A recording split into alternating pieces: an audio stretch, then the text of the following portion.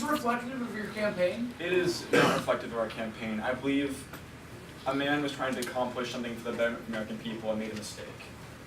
One of our leaders at this time attempted to do something that may have not been appropriate for the circumstances he was within.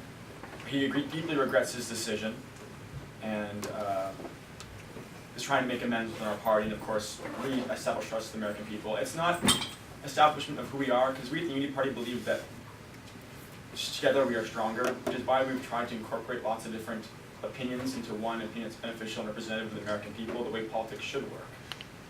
So, as a large...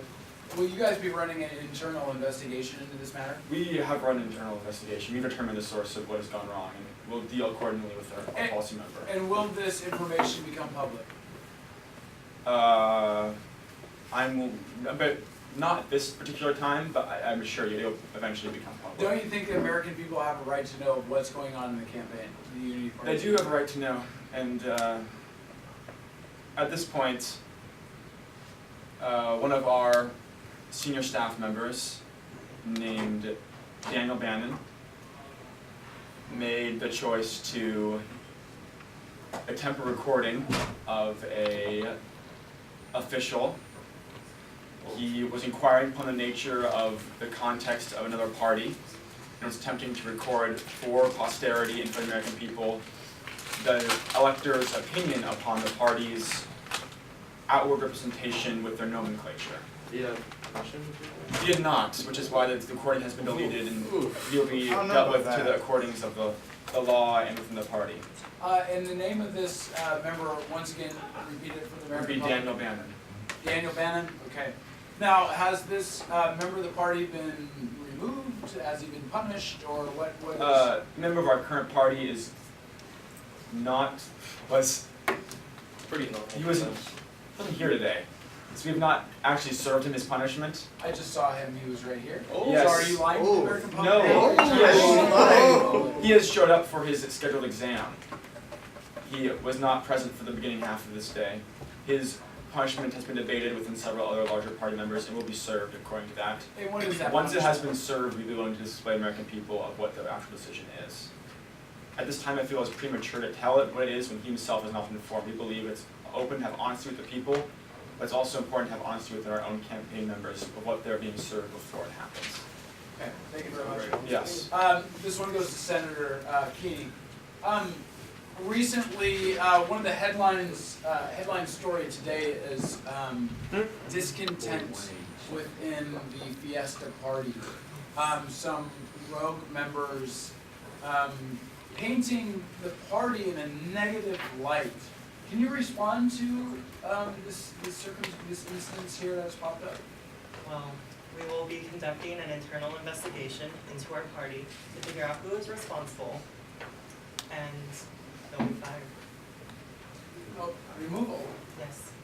Okay, so, because we have two different internal investigations taking place.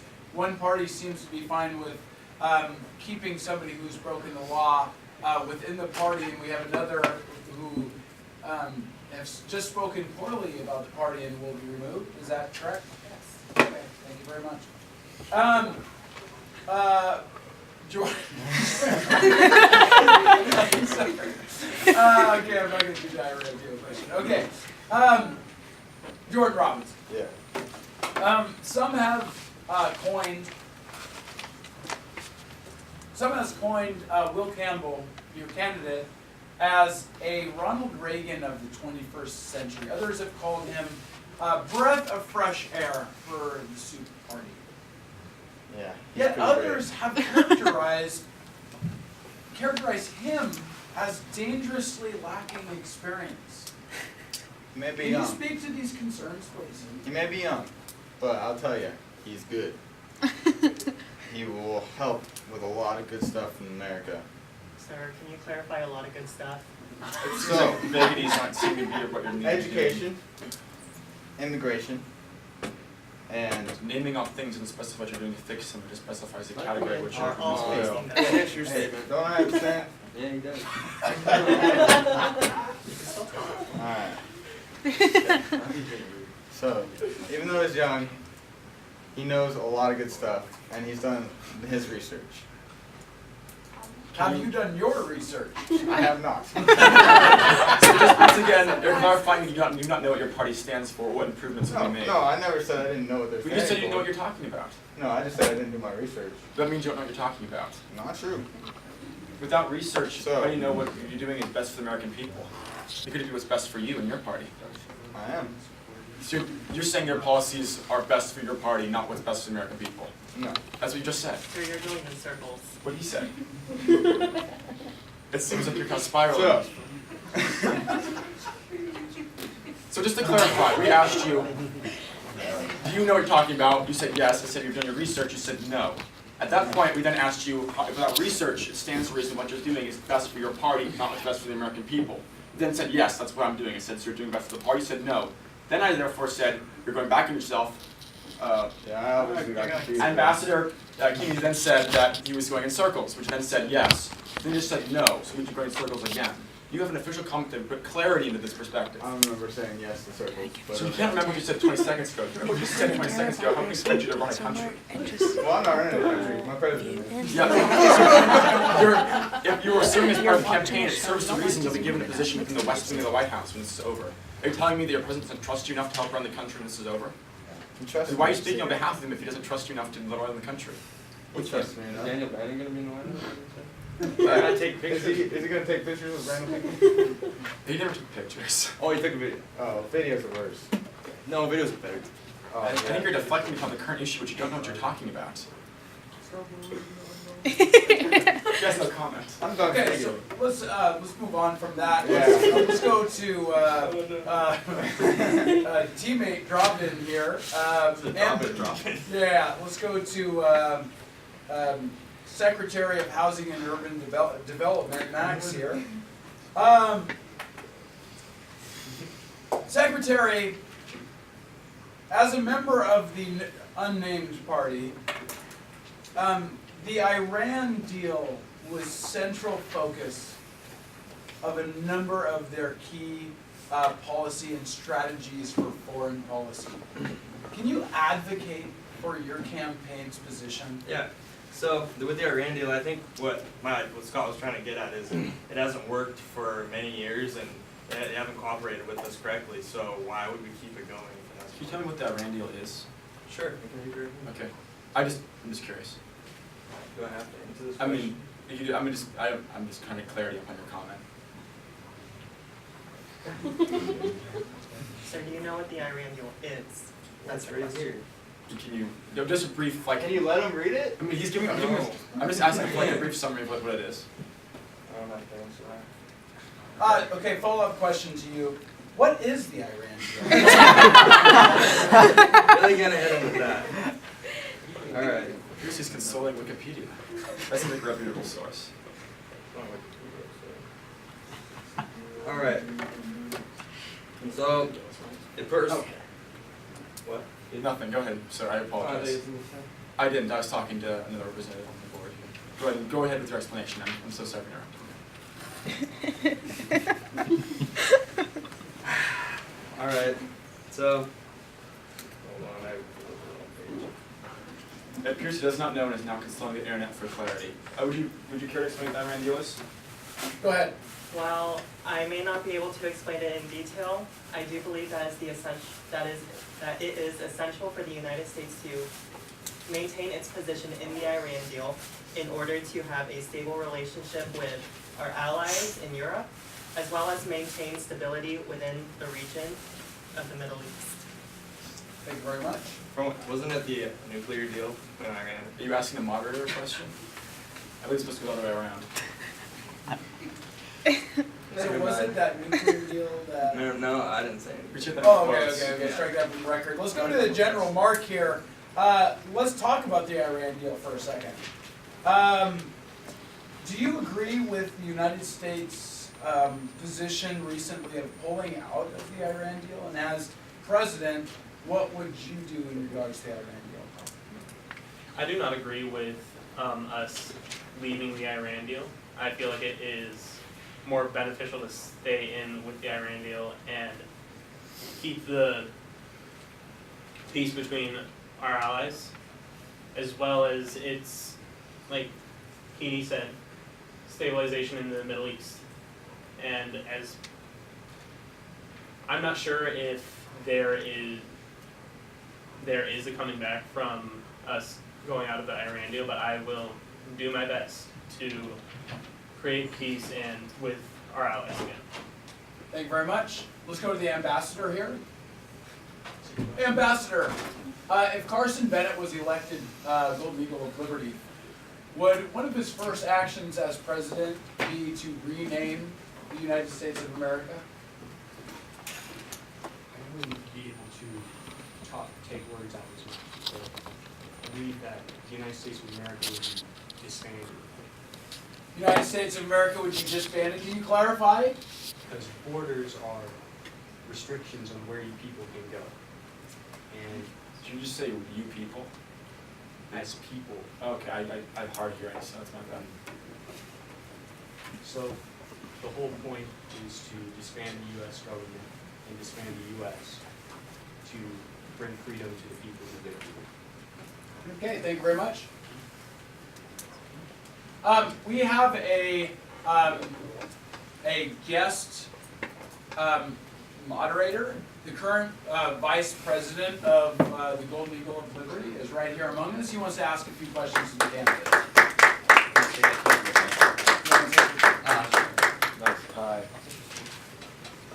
All right. We all know me, the Vice President, Mr. Grandison, and I'm going to ask you questions on foreign affairs. That's kind of what my specialty was before I was selected as Vice President. And so I'm going to go left to right, so I'll start with you, Mr. Robbins. If you're ready, what would be your opinion on the Iran nuclear deal? Oh. Man, that's a good question. Well, I'm very mad at this right now. I understand. I think that it's a pretty high concern, and we should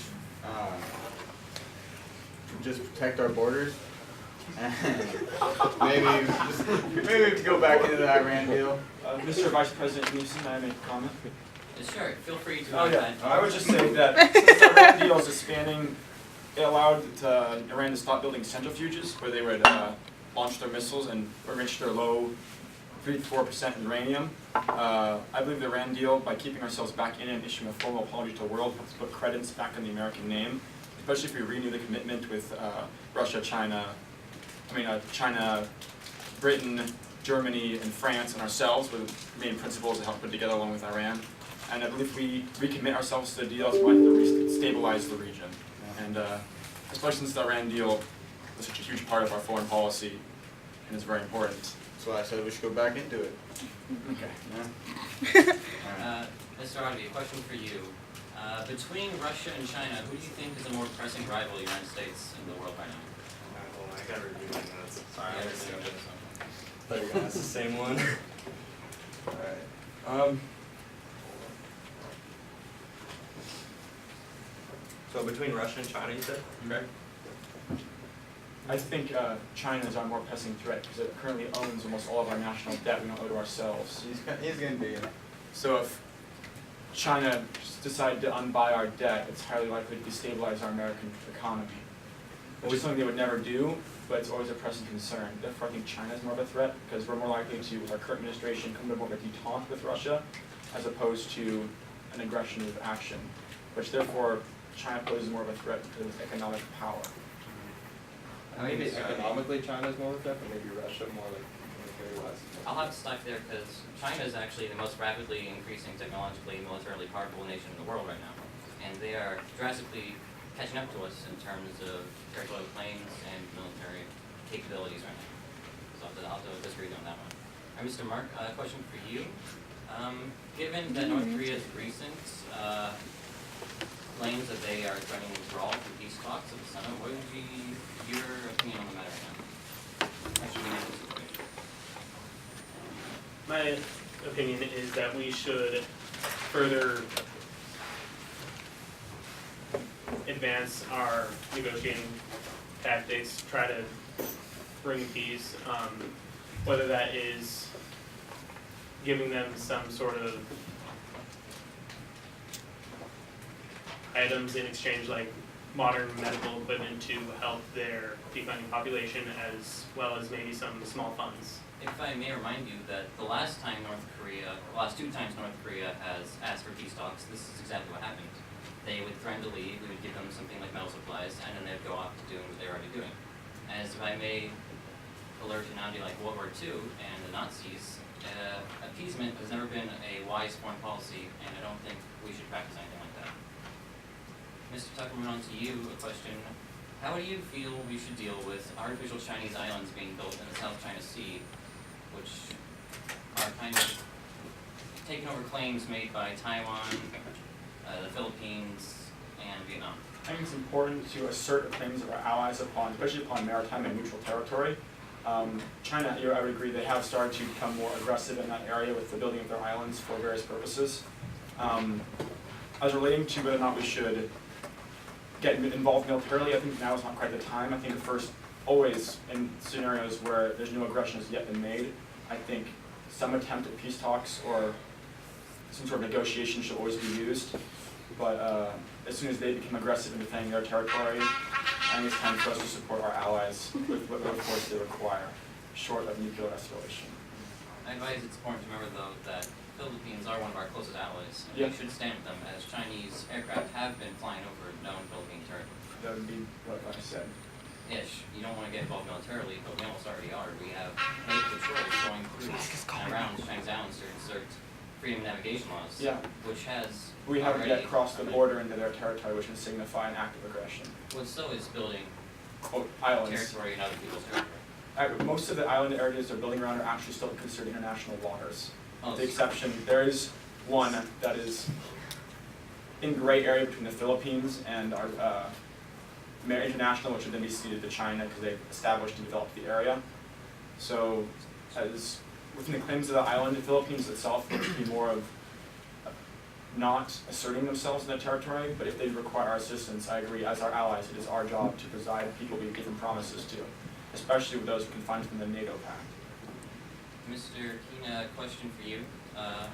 Given the effect of the United States presence in Iraq after the Iraq War and our recent reintroduction of U.S. forces in 2014, how do you think we should consolidate our forces in Iraq? Should we remain there? Should we pull out again? How should we?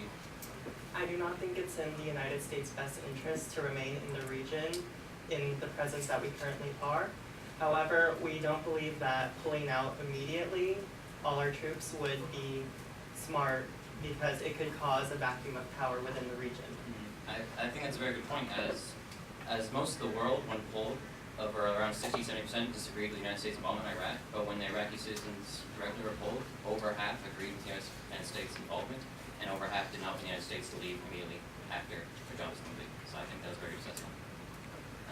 Lastly, Mr. Pritchard, question for you. Given the recent military involvement in Ukraine by Russia, what do you think the United States should do to deter such acts of an old rival? It's very important to remain peaceful with a country that's so nuclear, has so many nuclear weapons, and unless they have directly involved themselves with us or involved themselves with our allies militarily, I think we should act with aggression again. So would it be fair to say, it's to generalize that statement as peace should be fought at any cost, even if it's smaller countries that have nothing to do with us? No. That's essentially what you just said, isn't it? That if we are not directly contacted, we should not intervene. Not militarily. And what do you suggest we do then to help the Ukrainians? Either peace talks or negotiations between countries. I feel like that's the path we just went down in our last World War. We gave up Poland to be divided, and then from there, things just escalated as country by country until eventually we were the only ones left. We could feasibly mount any sort of resistance besides the French underground and the Britain air raids. I think it's important to take a stand before that kind of thing happens, because we're stronger together. United, we are better. So if they're still there, things still help. If they're gone, they're gone. Unless any of you have any other things like to add to my questions, that's it for all I have today. Let's thank the Vice President for coming in.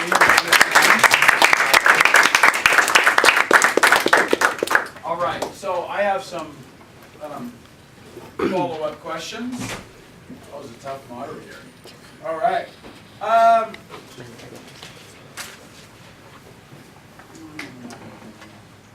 Max, Yo. your party has been called the quote, the flip-flop party, meaning I'm in this policy, then I'm in that policy, and so forth. Some As in, like- opponents have called your campaign the Stand for Nothing campaign. How do you respond to those criticisms, and what exactly do you guys stand for? Where are you getting this data from? These are what political opponents have been saying. Okay. So what does our party stand for? That's what you're asking? Yeah. So, I think what Scott was trying to get at earlier is how our current administration isn't doing well, and maybe there needs to be change in that. But I'm not entirely informed on this subject, but Follow-up question. The appropriateness of your party's logo and name has been the subject of debate of late. Is that reflective of your campaign, that is more of a joke, and or we're willing to offend people to get some cheap laughs? Is that really the narrative of your campaign that you're trying to attract voters with? I don't think so at all, because the reason why it started was it was a group of friends in football, and it was just, there's no way, it wasn't a joke, it was just a group of friends, and it was just another group. It's not meant to offend anyone or anything weird hand gesture, it's just letters with your hands. So are you saying that the same appropriateness for friends joking around is also appropriate for the national stage? I never said that at all. Well, by implying that you're carrying on the same name from that group of friends messing around to an actual campaign implies you believe the same level of appropriateness is warranted in both cases. No, I don't think that. Okay. Governor, why is Nate Blanchard a candidate that you're willing to stand behind? Because Nate is strong. Nate is willing to compromise when he knows compromise is needed. Nate is willing to make the tough choices that need to be made when they need to be made. And he's not afraid to stand up to what he believes isn't right.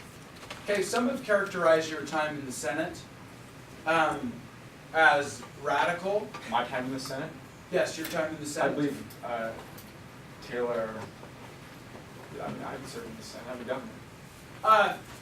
Yeah, well, your time in the Senate before Okay. you became governor of Wisconsin.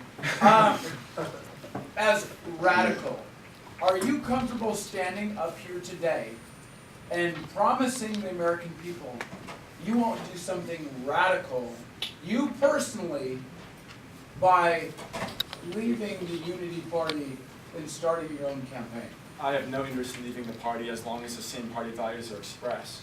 As soon as a party becomes something that it isn't, like, as for instance, if this is a completely hypothetical, let's say a party was made, and the party was all about giving food to the hungry, but as soon as the party was made, it was all about investing in bank capitalism. That's no longer the same party, it's not the same party at heart. Therefore, I feel comfortable with the person who's in that party to then leave the party for a party that expresses the values they once stood. I myself love the Unity Party and what we stand for, through united strength and getting things accomplished through a difference of opinions to create one single accord. If any questions about me personally leaving the party, I have no, and have never expressed any sort of concern or notion or urge to do such a thing. As for my career in the Senate, I do what need to be done to make sure the American people are fairly represented and not fed things that are not in their best interest. I was there, I believe that I was acting in the best benefits of my Tennessee representatives, that my populace, who would not benefit in what they were receiving from some of these bills that were there purely as a farce. Some have characterized your time in the Senate as a sideshow and or circus, and that you are a senator just out there to get on TV versus stand for any sort of. If they characterize a circus as something that they're willing to put in the hard, late hours looking for ways to challenge things, and willing to put in the extra time and the extra effort into finding ways to stop runaway campaigns, then I guess that makes me a circus, but for me, a circus has always been a happy place. And so when I make people happy, then I guess I'm a circus. But my campaign, my helping lead the Unity Party and my career in the Senate have never been about me. It's all about the ideas and the concepts we need to impress upon American people and serving their best interest. So, do you agree with the statement? And do you think this statement applies to you, that if you elect a clown, you get a circus? Our president is not a clown, so he's not a child. We're not gonna change your name again, it's not. We even All right, we're gonna move to closing remarks. We're gonna start over here with Jordan Robbins. Closing remarks, I got none. we got none? None. All right, let's go over here. Closing remarks? Yep, closing remarks. Yeah, I got mine all. Okay. Scott. I feel like that it's important to the people in Maine, keep them happy and feel safe with all of our diplomatic situations going on currently, with North Korea wanting to back out of the deal and us backing out of the Iran deal and the conflict with our allies. I feel like it's important to keep our citizens and the people feeling safe and have them pursue happiness as they would in their normal lives.